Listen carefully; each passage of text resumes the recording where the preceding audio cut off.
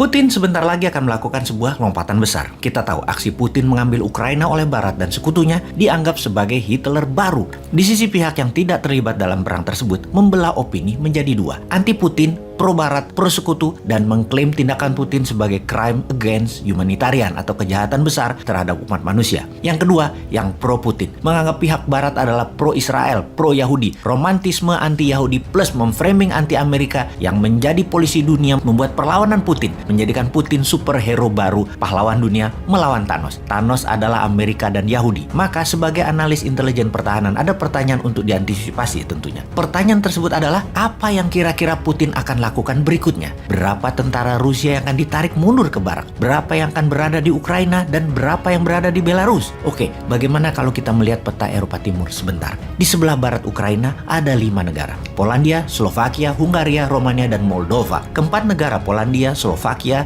Hungaria, dan Romania adalah anggota NATO. Kalau kamu menyerang keempat negara ini, maka kalian berhadapan dengan NATO. Kalian menyerang NATO. Sebuah fakta pertahanan sekutu di Eropa. Dapat dipastikan Putin tidak akan mengambil resiko itu, sehingga tinggal Moldova. Ukraina dan Moldova punya perbatasan darat yang panjang, hampir 1.200 km. Jika Putin mau, maka dia bisa memerintahkan langsung tentaranya untuk mengarahkan pasukannya ke Moldova. Rupanya rencana ini sudah lama dilakukan Putin, yang akhirnya rencana ini dibocorkan. Dan coba tebak, siapa yang membocorkan detail rencana Putin akan mengambil Moldova itu? Yaitu Presiden Belarus, Alexander Lukashenko, alias sahabat Putin terdekat. Minggu lalu, Lukashenko mengumpulkan seluruh pemimpin pertahanan Belarus membahas rencana perang Rusia. Ketika Lukashenko hadir, dia membawa peta besar Eropa Timur yang dipaparkan dalam pertemuan tersebut. Dalam peta tersebut, sangat rinci memaparkan rencana invasi Rusia ke Moldova. Sebuah hal yang sangat mengerikan kalau kita melihat apa langkah Putin tersebut. Dan bagi Putin, why not? Ambil Moldova itu. Pertama, Moldova memang mantan anggota Uni Soviet yang hingga tahun 2009 sangat taat pada Moskow. Namun pejabat sekarang tidak lagi taat pada Moskow. Ya, ambil aja sekalian mungkin ya. Kalau Putin mau mengembalikan kejayaan Uni Soviet atau Soviet Empire, maka Moldova sangat seksi.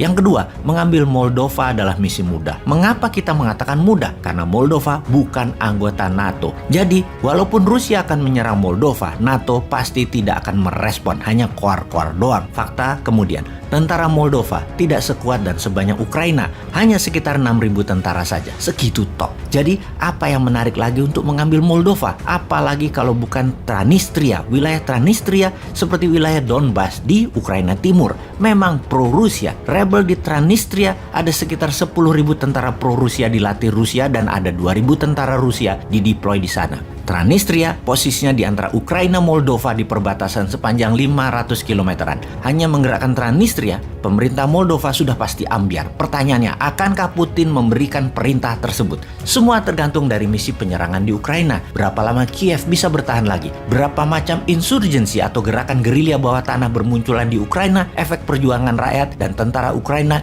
yang memutus rantai komando utama menjadi satuan kecil-kecil. Semakin banyak, semakin sulit diredam Ukraina. Walaupun pemerintahannya sudah jatuh. Intinya, seberapa akan sibuknya nanti tentara Rusia di Ukraina. Yang menjadi pertimbangan juga adalah menginvasi satu negara sudah sangat beresiko, apalagi 2 negara. Ujungnya, Rusia akan punya 2 rezim boneka di negara Ukraina dan Moldova, namun tidak punya uang untuk mengelolanya karena kena sanksi ekonomi. Bisa-bisa terbatas sumber ekonomi yang di dalam negeri Rusia tidak punya, dan ini tergantung mitra Rusia, Tiongkok. Jadi jelas, Putin akan membangun kembali kejayaan Uni Soviet. Di pihak Rusia ada Lukashenko Belarus sebagai sahabat dekat dan Xi Jinping sebagai quid pro quo, bahasa Latin yang artinya a favor for a favor, strategi untung-untung. Lukashenko stay in power butuh dukungan Putin, dan Tiongkok butuh energi Rusia dan Rusia butuh barang Tiongkok. Belarus bahkan mengizinkan hulu ledak nuklir Rusia dipasang di sana yang mengarah ke Eropa. Agaknya Rusia serius membangun Soviet lama dan membuat NATO, Amerika dan sekutunya diam di tempat seperti Putin menipu dunia di tahun 2014 dengan pengambilan alihan Crimea, dan sekarang dilakukan lagi tanpa Barat bisa apa-apa. Singkatnya, Rusia memerlukan Belarus sebagai negara netral palsu padahal boneka Rusia dan menjadi pagar terdepan melawan NATO. Jadi mau mengingatkan aja bahwa Putin pasti mengambil Moldova. Kita страшнее ядерного оружия. Торрент-2, которые мы новые закупили, называют точки. Они, наверное, не секретные для натовцев, они все видят. Мы поставим С-400, который будет находиться чуть западнее Минска. 1000 раненых прибыли в Гомель.